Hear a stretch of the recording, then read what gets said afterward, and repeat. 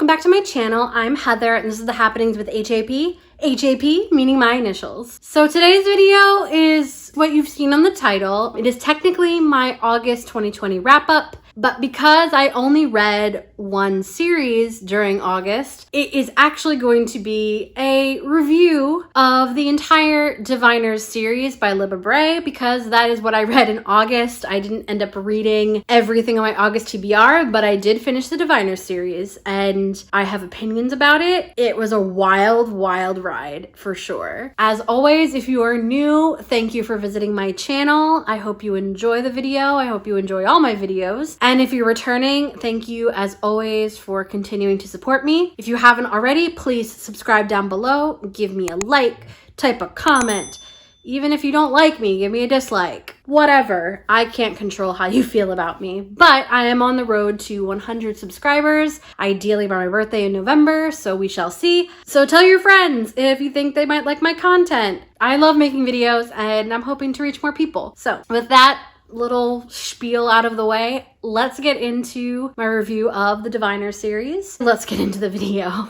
So the Diviner series by Libba Bray consists of 4 books: The Diviners, Lair of Dreams, Before the Devil Breaks You, and The King of Crows. It is set in primarily 1920s New York City, mostly between 1926 to 1927, and it follows a group of characters who are known as the Diviners, who have special powers. I will say, if you are a fan of the X-Men, you probably would be a fan of this. I would basically say this is kind of like the X-Men a bit if it was set in 1920s. And what's wonderful about this series is that it is very much like a hodgepodge of genres. You have historical fiction, very well researched historical fiction, which I will get into a bit later in the video, as well as paranormal. For a lot of people, this is a very scary series. I love the atmosphere of the series, and while a lot of things were very spooky the way they're written, I don't really get scared with books, but I can enjoy the atmosphere and be like, ooh, that's creepy. But it doesn't scare me like a film will. I'm much more visual when it comes to that, but I still really enjoyed the atmosphere. These books are monsters. They're huge. I did the audiobooks and the audiobooks kept climbing in length. I think the first one started at about maybe like 18, but all of them averaged about 20 to 24 hours of audiobook. They're huge. The fact that I read all of them in a month said a lot, because I can't believe I did. I will admit that I finished The King of Crows a few days into September, but I'm still counting it because I literally read like 90% of the book in August, so I'm still counting it as part of August wrap up, but I did have to squeeze into September a little bit to finish it. I do feel like these books were kind of broken up into 1 and 3, in that there is technically a long-term storyline, but the first book felt much more separate than the others, even though it really wasn't. The first book starts with Evie, who is from Ohio, Zenith, Ohio to be exact, and she has a power that she can touch an object and see someone's past memories that are associated with that object. And she gets kind of into some trouble. She's a party girl. She is your typical flapper. She's, I would say, probably upper middle class, but she's definitely not like rich. And we're talking Ohio upper middle class, not New York upper middle class, which are two totally different things. So her parents send her away to New York City to live with her Uncle Will, who is a curator of occult supernatural museum in the city. And she kind of ends up finding her footing there. And she ends up making friends. Her childhood friend, who she would meet on trips to New York City, Mabel Rose, lives in the same building that her uncle does. And he has a helper named Jericho, who's very, very, very straight-laced, but who Mabel Rose is in love with. And then these murders start happening. And it's due to this entity that was brought out from a Ouija board at some sort of a party in like the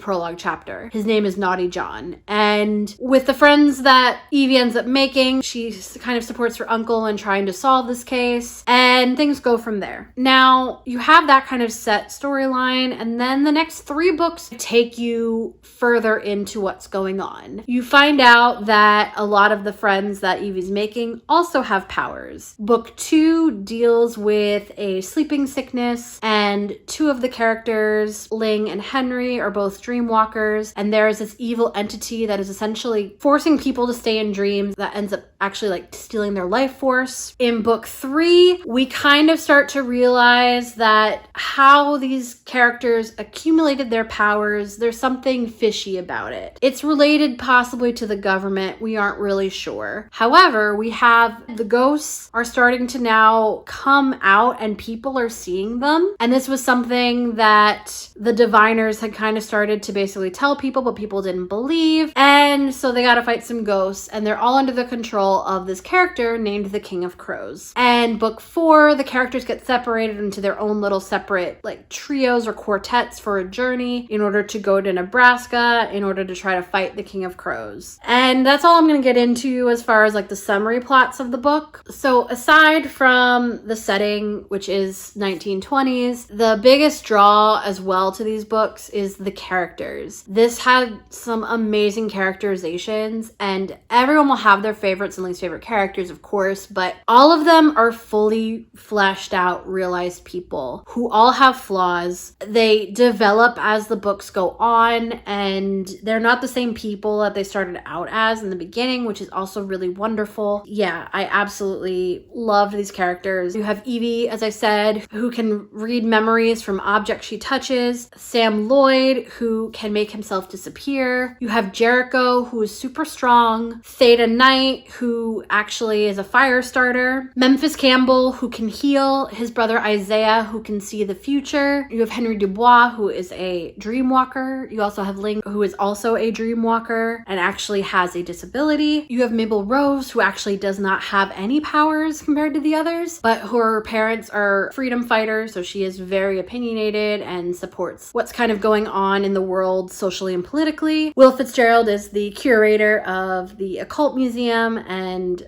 Evie's uncle. It's really fun how all these characters kind of end up converging together and meeting and kind of becoming this found family of people with powers. There's more to it than that, of course. Libba Bray's writing in this is absolutely gorgeous. I don't want to use the word flowery because I feel like that has negative connotations, but her prose are just so beautiful, and the way she describes things is so beautiful that I guess you could kind of call it that, but it never felt to me like it was written just to be flourishy. So this is the first series I've ever read by her. So I'm not sure if her other books have similar type of prose or if it was more for this, but it worked in this series and I absolutely loved it. I read the audiobook, as I said, and this is definitely going into some of my top favorite audiobooks of all time. I already made a video about my top favorite audiobooks before, but this has to be there. January Lavoie narrated all 4 audiobooks, and she is a beast. Like, I forgot a lot of times that I was listening to just one actress voice this whole book because she had such distinct, and I'm talking distinct, character voices. She was a chameleon. It was insane, and each had not only just like a different sound, but some had different accents, different cadences to how they said words. There is a lot of diversity in the book, so she does voice white characters, Asian characters, men, women, as well as characters of color. Every character was so realized, and she'd be having conversations with herself, and you really forget that it was just one actress doing this audiobook. So if you are reading it, I highly, highly, highly suggest to read it via audiobook. I'm definitely going to try to search out audiobooks that she has narrated because I can only imagine if she was amazing in this, she's amazing in all of them. But like,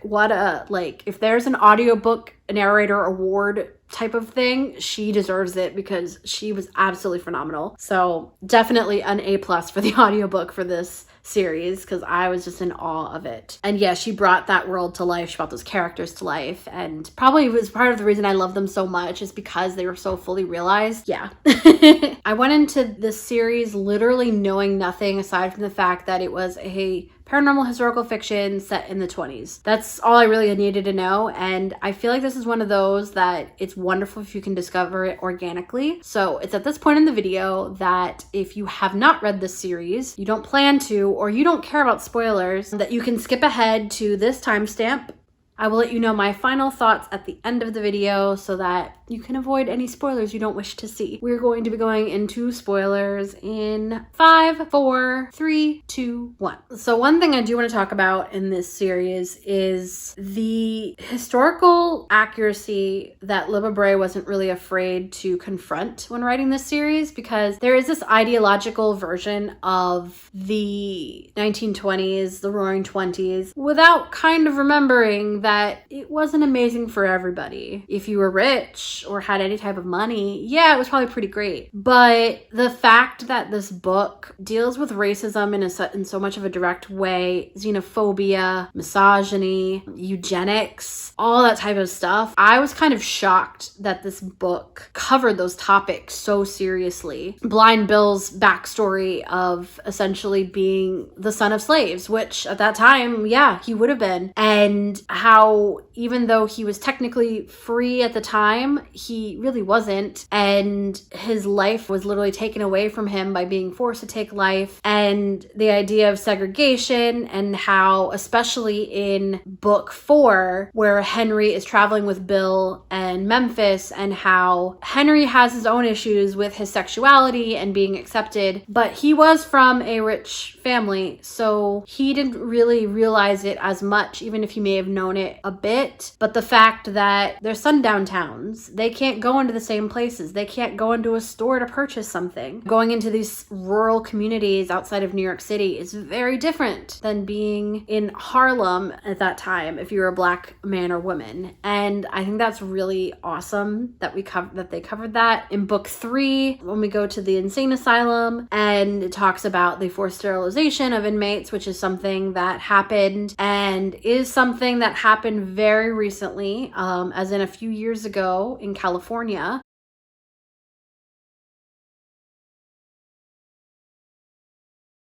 It's ugly. One thing about this book that I really loved was just the fact that it showed the ugliness and didn't shy away from that, and that the King of Crows character is quite literally the embodiment of the cancer of hate in America, which I know that this book will turn a lot of people off in regards to that. The character is an embodiment of this terror and hate and genocide. And what's interesting too is when she wrote the series, which started in 2012, Obama got reelected, and she wrote it through 2019 because King of Crows was published in 2020. So I'm assuming she probably finished King of Crows maybe in late 2018, early 2019. And you can tell kind of when this book was written by the tone of the political involvement of it. Race isn't really much talked about as much in the very first book as it is in the 4th. And the KKK does make an appearance throughout, but it's more just interspersed. This was pre-2020 when the whole BLM movement got a second life, but the Black Lives Matter movement did,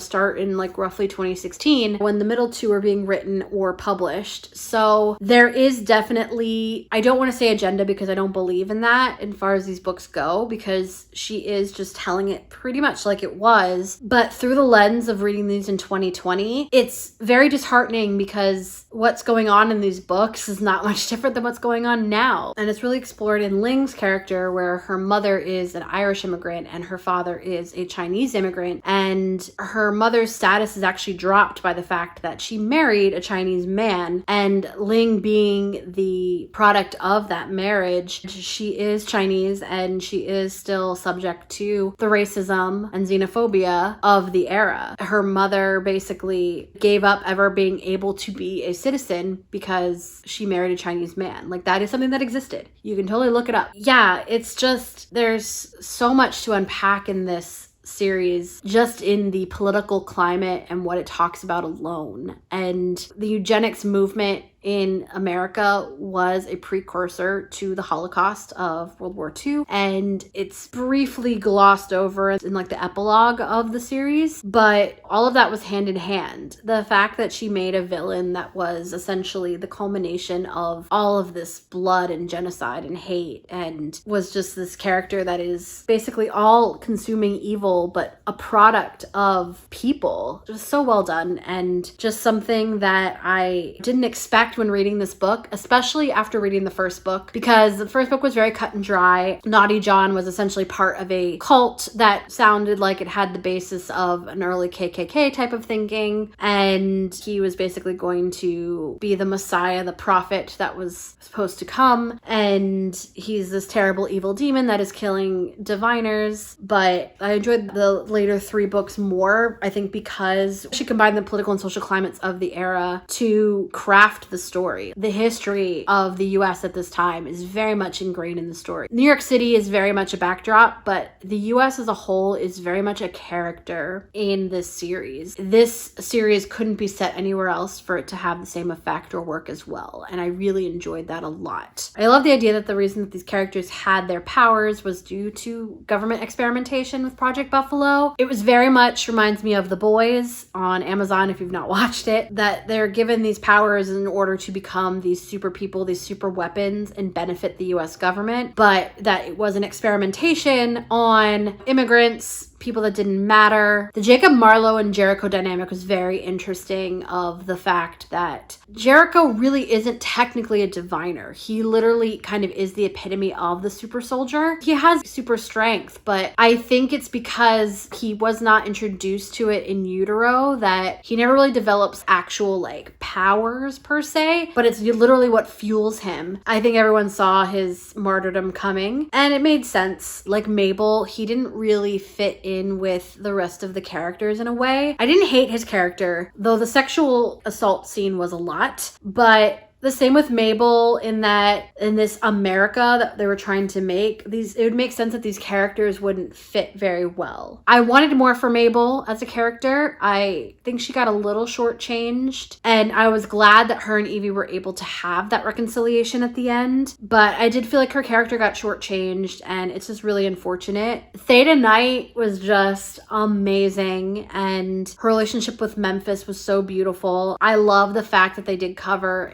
interracial relationships and her past with her husband and the abuse and the rape that she experienced. I love the persona that January LaVoy gave her. Vocally, she kind of sounded like Meg from Disney's Hercules, in that she has this kind of bravado about her, but it is all to hide her past and basically kind of how she created her life. And I loved her relationship with Henry. Their relationship was so beautiful and so loving. Like, the relationships in general were just a really high point. Sam and Evie were great together. Their banter is just something I love. Sam, his whole character was so great, and you really see him develop as someone who literally pickpockets her in the first book to being what they become at the end is just so amazing, and I love that growth. I loved Evie's growth because she was rather insufferable in book 2, but the fact that she grew out of it and she grew up and she was so brave, because a lot of times when you kind of start as the vapid girl, you stay that way, and she doesn't stay that way. She's not perfect, and the characters even talk about her like that, in that she's not perfect and she can be terrible at times, but she does actually have a loving heart. It's just she puts up these defenses for a reason, and it's because she's very much unhappy. I mean, she's quite literally an alcoholic in a lot of this. Lang is great. She is such a fun representation of a character with a disability who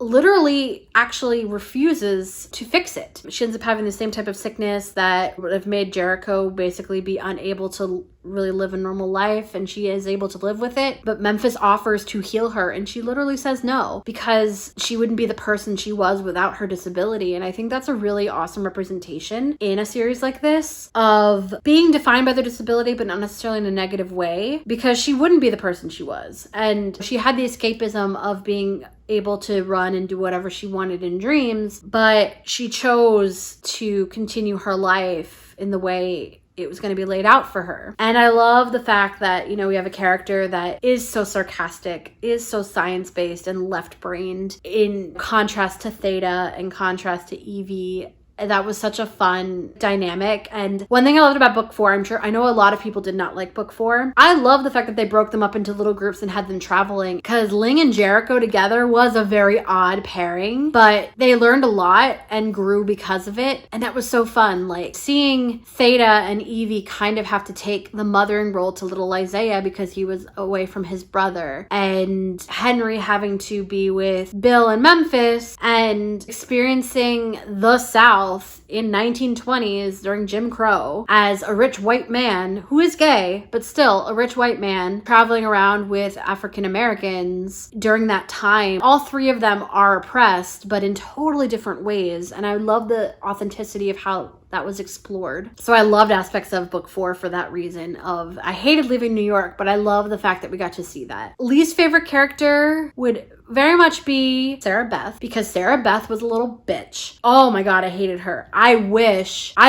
Bill would have gotten the chance to actually kill her, though I am glad that he was able to take her powers before he was killed. But man, I hated her. I was suspect of her from the beginning, and it wasn't exactly like a big twist. You know, she keeps showing Isaiah visions that they need to meet up together in order to defeat the King of Crows. Basically, she was like emotionally stunted as a 6-year-old, but she's actually 15. And it was just like, no. And then when she killed him, oh my gosh. Isaiah is a precious little soul and he needs to be protected at all costs. I'll say before though that like when Bill's early interactions with Isaiah were very uncomfortable because it came off as predatory because of what he was trying to do. Instead of just literally asking Memphis to heal him, stealing from Isaiah and making him have all these fits and stuff like that was really fucked up. But Bill did earn his redemption, and I'm glad that he got to do something right by Memphis and Isaiah in taking away all of her power. Because man, that little bitch. Oh, I hated her so much.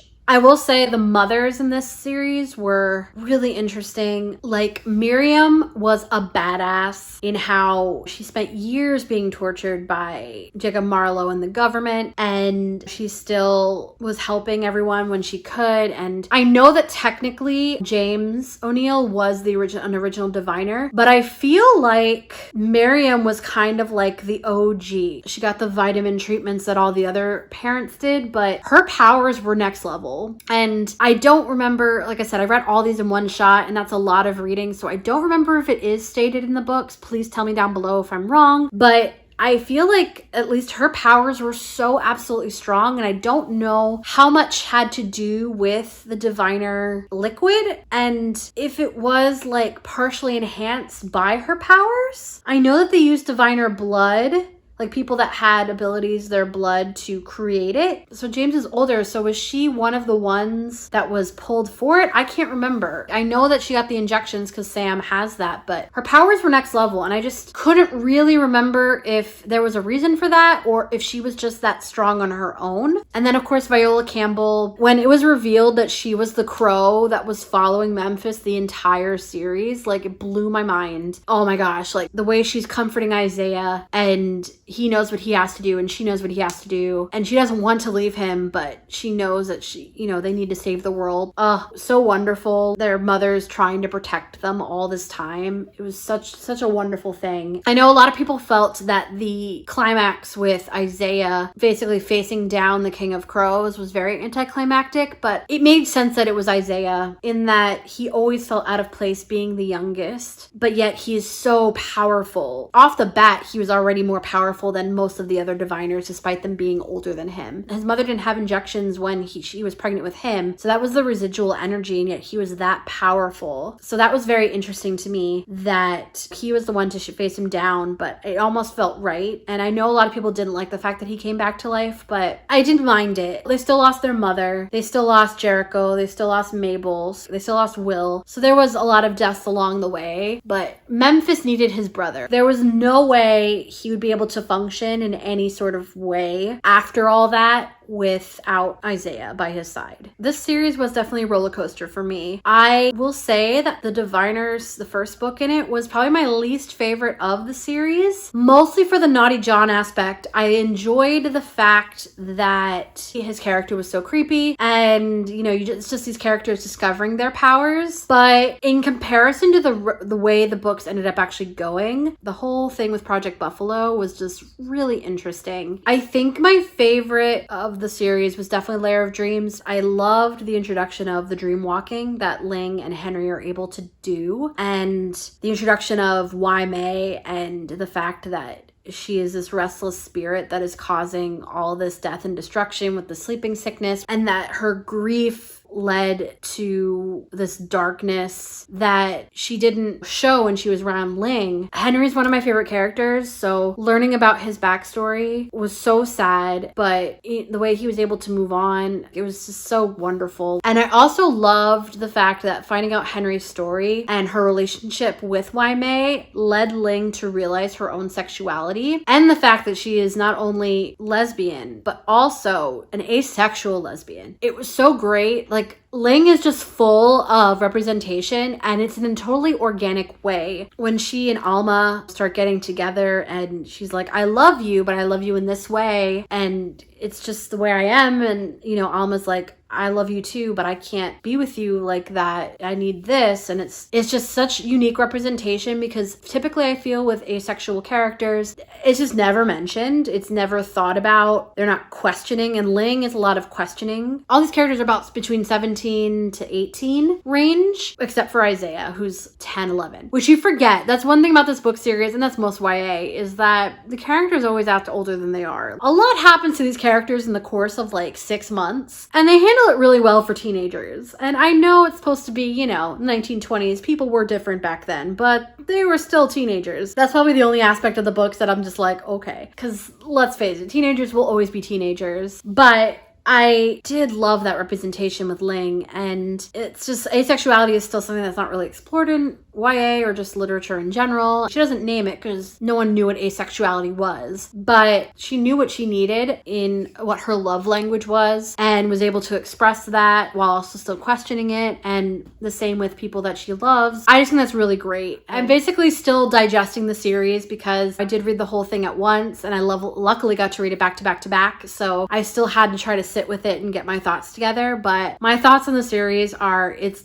definitely made its way to one of my favorite series of all time. The characterization, the way it interweaves history with this fictional universe, this paranormal fantasy universe, was so well done. It just hit all the marks for me. I wish that there could be more with these characters. I really, really, really do. I know it won't be, but that's probably a good thing. But I loved living in this world for the amount of time I got to live in it. And it's definitely going to be a series that I'm going to be going back to, I think, in the future. It's just so well done and not at all what I expected. And I'm so glad I went in not really knowing much about it and just let it happen to me and let myself feel everything and experience everything anew. And the mystery involved is really interesting because I was still trying to figure out what was going on as things were happening, and so I was surprised by things. I was shocked. I got the feels. There's some pretty fun little love scenes in this as well, not too many, that were really great. So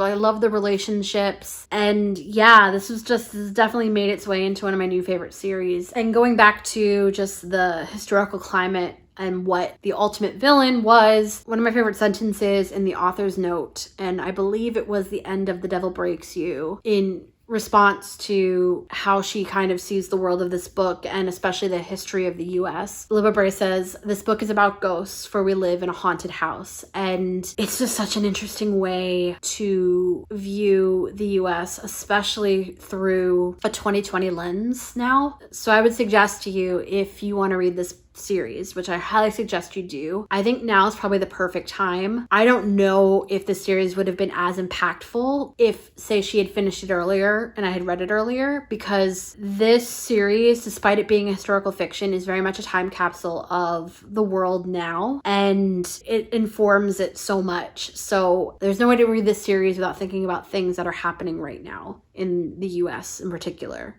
So I highly recommend this series. This put me right in the mood for the spooky season. I've been reading a bunch of spooky reads in September so far, and this was the perfect jump start to that. So now's the time to read it. Highly recommend this series for anybody that is a fan of, like I said, historical fiction, the paranormal, urban fantasies, kids with powers, you know, mysteries, all of it. I'm very, very excited to read more of Libba Bray's books if they were anything remotely like this, and especially if they've gone into the level of detail that this series has. So this series will definitely make its way into my top list of books for the year for sure. I just absolutely adored it, and I'm so glad that I waited till everything was done before I read it, because I would hate to have waited the 8 years it took to write this series, because I couldn't wait, and I'm just so happy I was able to read it in one go.